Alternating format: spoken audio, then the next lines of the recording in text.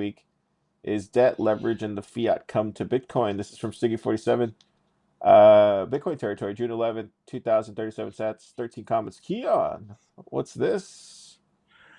Yeah, Siggy shared a blog post that was sort of a recap of uh, this blogger's experience at Bitcoin 2025 in Las Vegas, and uh, his conclusion is that he sounds like he was spending a lot of time at the main stage because this was not the experience I had, but sounds like his conclusion was that most of the conference was about like the old financial institutions sort of migrating kind of to Bitcoin. You have debt, you have stable coins. They're kind of at least kind of this kind of modernization of kind of fiat mechanisms happening on Bitcoin or surrounding Bitcoin.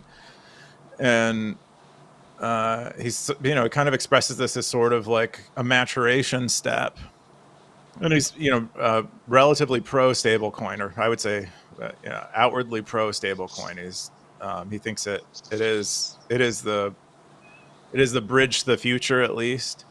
Um, and then he also talks quite a bit about debt and how a lot of this modernization or this like the fiatization of Bitcoin is really bringing um, a lot of like fiat debt stuff to Bitcoin. Like like all the treasury companies, they're all super leveraged in an effort to buy Bitcoin. They're doing these speculative attacks, and then a lot of the a lot of the Bitcoin companies that are headed by people like Jack Mallers, some of the most famous people. They're all playing with spend getting out loans backed by your Bitcoin, which has been a thing in Bitcoin for a long time, but is now I think really becoming popular. And Jack is pushing this to many of his retail customers. He's encouraging them to do this. Anyway, it's like a kind of an interesting perspective. If this is maybe uh, a kind of, I would say, like a normal finance guy's view of pro Bitcoin, but not really too concerned about uh, some of these more traditional systems arriving at Bitcoin. This is like their view of Bitcoin at the moment, and it's probably what Bitcoin is like Bitcoin is for this person right now, as far as I can tell, for the most part. And Siggy shared one of the quotes I just wanted to share real quick that I really caught my attention was Mike Benz, who does a lot of work on internet freedom and free speech stuff. But he says that one of the reasons why stable coins are going to win is because they're very similar to what made a lot of these multinational corporations like Pepsi and Coke win decades ago, and it's that they're like enmeshed in the American empire. Like a lot of the head stablecoin people are involved in the current administration, and so they are in becoming enmeshed. The stablecoins are becoming a tool for statecraft, is how he describes um, what Pepsi and Coke were. Like like Americans' empire is exercising its influence through Pepsi and Coke and Nike and all these corporations that help spread through the world, and it's going to do the same with stablecoins. And that is how stablecoins are going to become a big thing, because now you have this alliance with basically the American military, the American dollar, the American government's need to maintain its empire and dominance in the world. I thought that was pretty convincing. But yeah, overall, at least a good think piece. Even for us like hipster coiners. um, yeah, I think, I mean, I have a lot of thoughts about this.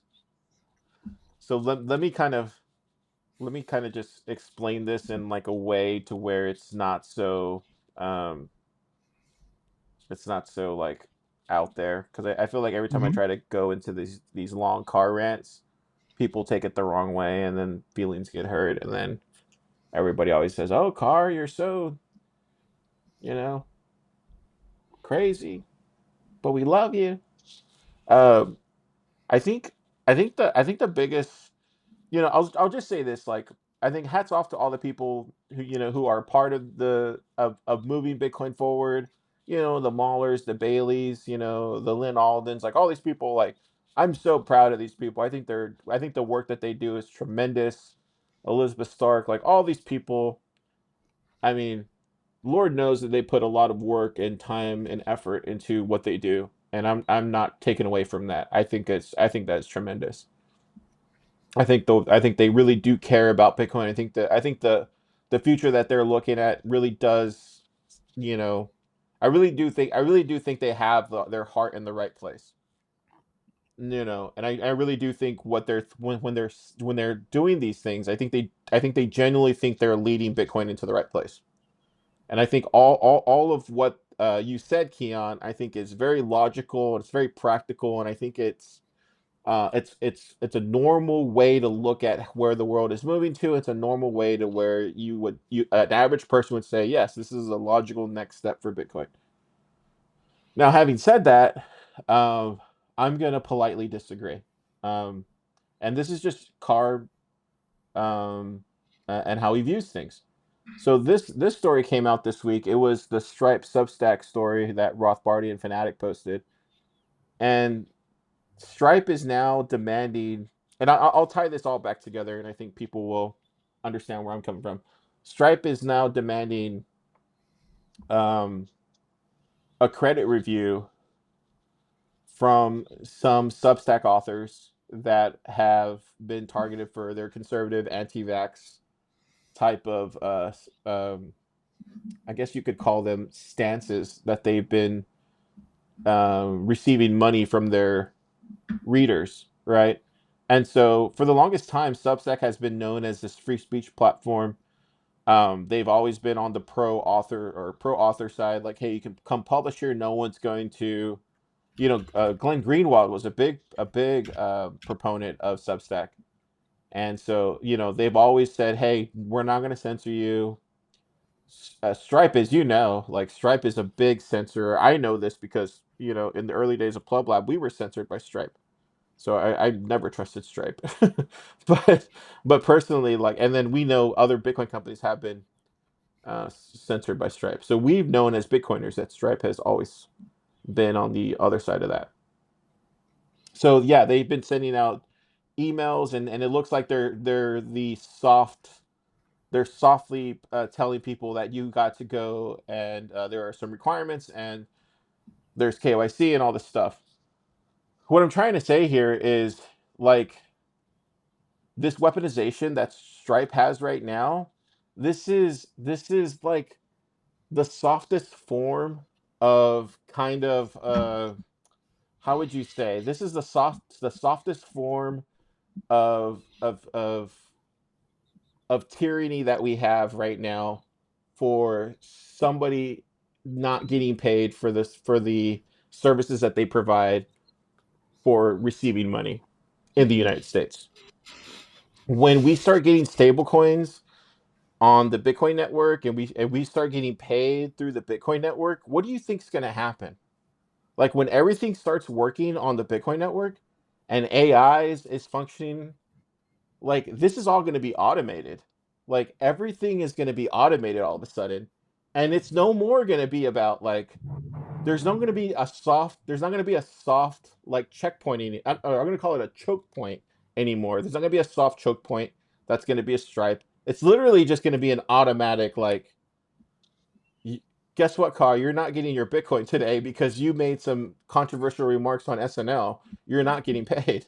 Like, it's going to be that sort of, like, censorship that's going to happen on the network if we keep heading down this way. And that's the thing that fears me the most, in regards to where we're headed with this kind of, like, with this kind of future that we're talking about here. Because if the technology keeps moving in this direction and everything is transacting in this way with stable coins and everything, and everything like that, we're looking at automatic censorship. We're looking at AI that's just knowing everything and connecting all metadata and connecting everything about KYC, AML. And we're not having these soft choke points anymore with like Stripe and stuff. We're having it literally on our phones, on the network that we love, that is a Bitcoin network. And that's the thing that I really fear the most. I really fear that that world is coming into fruition, and I don't want to not get paid for saying something controversial or writing something controversial like these people are experiencing right now on Substack, just because I happen to have a different opinion or disagree politely from somebody else. And that's the thing that I fear right now with us heading towards this kind of direction. And I think most people are not thinking about this future because I think most people aren't thinking about it. And that's kind of where I stand on it right now. Yeah, no, I think it's consistent with especially with the article's point of view. But I think the tie-in to Bitcoin is suggests why it should be troubling to Bitcoiners to some degree how how intermeshed we're getting with systems that we know, um, especially when things get tough, can oppress people and oppress Bitcoiners and oppress dissent, especially as like the world is kind of heating up in terms of like uh, disagreement about who's in control of the globe right now. Things should get weirder, I expect. But I haven't read this article yet, the one from Brownstone written by Robert Malone. He says I don't know. He says that it appears to target conservatives. So I at least in the first paragraph. And so I was trying to look for where the evidence of the targeting is, and I can't tell where that comes from. And so I wonder if he just feels. I wonder if he reached out and did like a sample of other conservative people, and then sampled maybe people who are pro-vaccination, and they said they didn't get this check. I don't know, but I mean, I'm also not disagreeing with. There's like obviously precedent um, behind Stripe politically targeting people, which he links to in the post. But Yeah, but Rothbardian Fanatic is a longtime stacker. Like he's somebody that I recognize as a stacker. So he's not one to post uh something but that's he, I mean, not. it's in his name. He is a fanatic, and it is. I read a lot of his stuff that he shares, and he does have a political point of view. And Yeah. so and so you know, I'm not disagreeing with it, and I'm not saying it doesn't exist. I just couldn't easily find Yeah. where the targeting happens, and it's you know, I like to be a Yeah. little demanding of evidence sometimes. But anyway, I think your point stands is like all of these things are bad. Like it doesn't like I don't even if he's not being targeted right now, you know him needing to provide more information just to accept money from people who want to give him money is I think unfair. I just think he should be able to have customers, and there's no reason Stripe should be deciding whether he can have customers or not. There's no reason the government should be saying, especially if he's not doing anything illegal. He's literally just selling information. The government shouldn't be saying that he can't he can't receive money from customers to give them information. So But imagine when Stripe is an LSP and is trying to pay you your stable coins or even some lightning or some sats. Like imagine when that happens and it sees Cube it says like cannot pass through here. What does that look like then at that point? That's what I'm well, trying to say. yeah, hopefully. And I mean that it has to find a different route. And then it incentivizes those different routes to not pay you as well too, because it's like now you're on that. It's not an OFAC list, but maybe it's like a banned list. you're on the It's a, black it's a, market, the no, lightning black market. you're on a gray list. Yeah, Let's just gray call it a list. gray list, and you're on a gray list because you don't subscribe to the dollar hegemony. Um, you know, you're not on that. You're not talking like everybody else, right? You don't subscribe to everybody else's the thought police basically. And so you're Mhm. on this kind of gray list, and then guess what? They incentivize other nodes. They pay in sats for other nodes to not route these people as well too. So now other people are not routing you either, are not routing your payments. So what do you do then? That's what I'm trying to say. Like, I don't think people are recognizing where this is headed. And this is not me just being paranoid. This is just me being just like these people, very practical about where these kind of, it's just me playing the tape. It's like, okay, so we do this, then this. Okay, so what happens when you disagree with this said plan? Well, then this happens. Well, then okay, that happens, then this happens. Well, then what incentivizes these people to, oh, well, then this, and then you just kind of keep playing the tape out. And it's just like, you know, Yeah. it's Yeah. unfortunate, but this is kind of where we're kind of going. And it's just, I don't think people are recognizing what's going to happen here, because right now they get along with us, and this is kind of, I think most people have said this. Right now the administration gets along with us, but what happens when we have like an AOC, or a Bernie Sanders, or President AOC.